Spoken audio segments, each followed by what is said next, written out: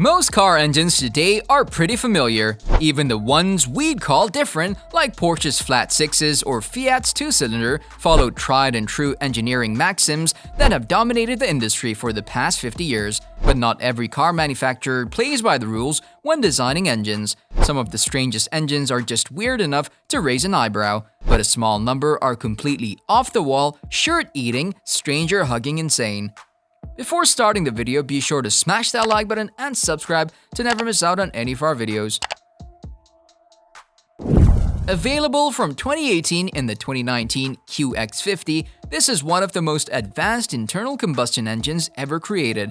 20 years in the making, it's ready to bring you more power and endurance on demand. The VC turbo engine utilizes a multi-link system that continuously varies piston top dead center (TDC), bottom dead center (BDC) positions, allowing free control of the compression ratio, a critical factor of power and efficiency on demand. This makes it the world's first production engine to achieve both overwhelming high power and surprising fuel efficiency, two performance characteristics that ordinarily oppose each other. A gasoline engine compresses an air-fuel mixture that enters into the cylinder before igniting and combusting it. A higher compression ratio yields greater efficiency. However, there is a limit to the compression ratio because abnormal combustion, locking, can occur due to the rise of mixture air temperature. At cruising speeds, when the intake airflow is low, the limit of compression ratio is high. When accelerating and the intake airflow is high, the limit is low. Additionally, the limit becomes lower for a turbo engine that intakes compression air. It's ideal to change the compression ratio according to the load condition.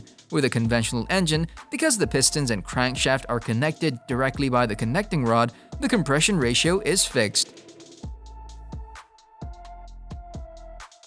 The CC engine is a patented, non-reciprocating internal combustion engine. It employs pistons and cylinders for power generation. This non-reciprocating mechanism can produce energy more efficiently and cleaner than internal combustion reciprocating engines.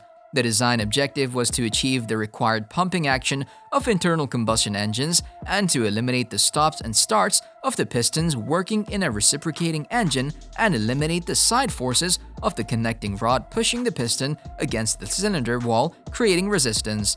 In addition, it eliminates the need for a crankshaft, valves, rods, camshaft, etc., etc.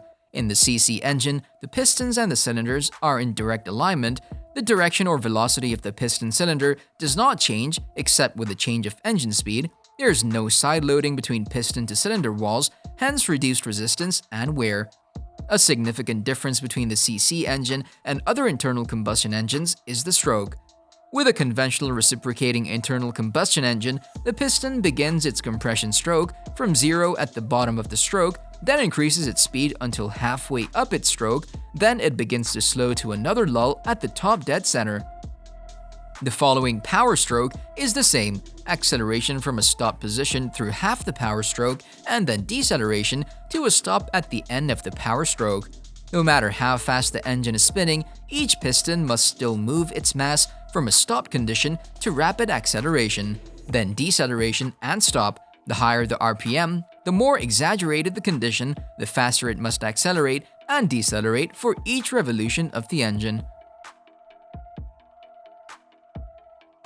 The QT is the most compact and efficient tool currently available for the compression and expansion of most working fluids. The Quasiturbine engine is a multi-fuel continuous torque rotary engine. The next step in the world of engine research is to run the engine on air or any other fuel. Turbine characteristics help achieve this goal. The quasi-turbo turbine engine machine is a pressure-driven, continuous torque and symmetrically deformable spinning wheel.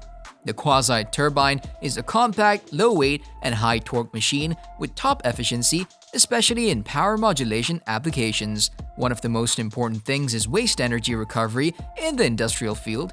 As the natural resources are going to exhaust, energy recovery has great importance. At the beginning of the past century, automotive frontiersman Charles Yale Knight had an epiphany. Traditional poppet valves, he reasoned, were too complicated, the attendant springs and followers too inefficient. His solution was dubbed the sleeve valve, a sliding sleeve around the piston driven by a geared shaft, which exposed intake and exhaust ports in the cylinder wall. 100 was a lot of horsepower in 1914, even for an 8-liter engine in a low-production luxury car. Yet 100 was the figure claimed for the remarkable Stearns Knight 6, of which at least 350 were assembled from mid-1912 through 1915. The Stearns Knight 6 was announced just 13 months after the 4, sharing the same basic engine design but with 2 more cylinders and another 0.25-inch stroke. It had a torque arm instead of a tube, officially replacing the rest of Stearns' poppet valve models. The 6 was offered as a roadster on a 134-inch chassis or as a touring car, limousine, or landaulet on a 140-inch span. A human settlement on Mars is rapidly moving from science fiction to fact, with Elon Musk envisioning Battlestar Galactica-style fleets blasting off to the red planet in coming decades. That scenario is now one step closer as engineers from NASA and the University of Michigan have successfully tested the X3, a thruster designed to get us to Mars. And it's broken several records in the process. X3 is a powerful ion thruster that could one day propel humans beyond Earth. The thruster was successfully tested a few months ago and could be selected by NASA as a crucial component of their propulsion system for future Mars missions. X3 is a Hall effect thruster, a type of ion thruster in which the propellant, most commonly xenon, is accelerated by electric and magnetic fields. Such thrusters are safer and more fuel efficient than engines used in traditional chemical rockets. However, they currently offer relatively low thrust and acceleration. Therefore, engineers are still working to make them more powerful. Mazda has seen a much higher take-up than expected in Europe for its Skyactiv-X engine. The 2021 model year versions of the Mazda CX-30 and Mazda 3 see the debut of the updated version of Mazda's unique Skyactiv-X SPCCI Spark controlled compression ignition petrol engine. Renamed e-Skyactiv-X, the updated version delivers increased performance and even more efficiency. Mazda has seen a much higher uptake than expected in Europe for its Skyactiv-X engine. The SPCCI Spark plug-controlled compression ignition engine is available on the Mazda 3 compact sedan and hatchback and the CX-30 compact crossover. The torque improvement is most noticeable from 2000 RPM onwards. However, e-Skyactiv-X's torque output has improved in almost all engine speed ranges and particularly under acceleration from partial load driving situations most commonly found during daily driving. Inexpensive to manufacture, compatible with all fuels, cleaner burning, and up to 50% more fuel efficient, the opposed piston engine is finding traction with manufacturers. Achates says. At the North American International Auto Show (NAIAS), Achates Power and new development partner Aramco Services showcased a Ford F-150 fitted with a 3-cylinder, 2.7-liter opposed piston gasoline compression ignition OPGCI engine. Fabian Redon, Vice President Technology Development at Achates, said they estimate that the OPGCI pickup will achieve 37 mpg, 6.35-liter per 100 kilometers on the combined cycle, nearly 5 mpg better than the proposed CAFE 2025 requirements for a vehicle of a similar size.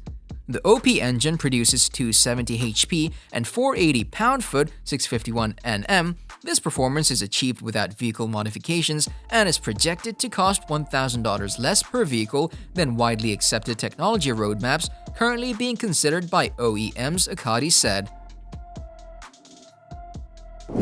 There has been a lot of development activity around flying vehicles recently, but the Air Force wants a shortcut to an unmanned electric vertical takeoff and landing eVTOL concept for urban transport. The secret sauce? Pairing emerging electric vehicle technology with an innovative rotary internal combustion engine to keep batteries charged and extend flight times. The engine itself is based on combustion technology developed by his father Nikolay, a Soviet-trained mechanical engineer who retrained in the United States as a physicist. If you enjoyed this video, make sure to check out the following videos here.